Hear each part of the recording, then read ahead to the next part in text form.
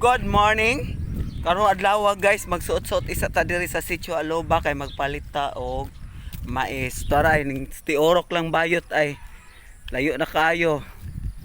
Namiya. First time na akong naka-step diri dapita guys. Na ilang chapel sa Sitio Aloba.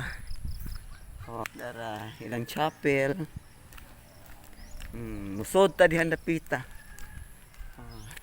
Wa man tay tanom mga mais guys, magpalit na lang ta. Okay. Among bata, batuta, mukaon magmais. So na mag-effort yun ta karong adlaw. Ato palatan sa atong madaraka. Hog dara ang general manager sa maisan. Mo ni atong kuan day tag-iya sa mais. Okay, spading man day na day kakuyo. Dara. Og yan kay nako amiga. Fresh from the farm ni ha. Way halong chemical. Daran abot ta sa atong destination. Oy sa ganahan mo palit og mais, punta ka lang ninyo si Christiana Bantelan. Mani. Magpalit tag 10 kilos. Sa ako nag-iingon, wa man mi kamaisan, so mamalit na lang ni. Day, asa matulapit ang finisan day ni day? Gani, finisan ang karaan.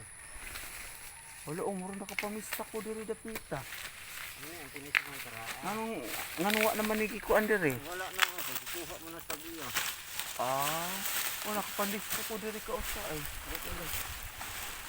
Nakaari na day ko ay. Pero diri lang mi aga ay pikas. Dili dito.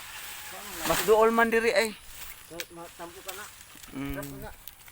Ara. Nay guys. Dali pa kayo ni isog ba? Daghan pa kaayo oh. Kani maabta na lang ni kalagas. Adi man ko kaning kamuto man nani ang daghan adtuan ron.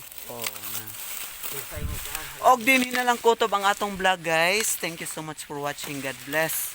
Sa ako nag-iingon, sa ganan mo palit og mais, kontak ka lang ninyo or dali lang sa ako kay ako lang sa GA Inform. Mao na diha.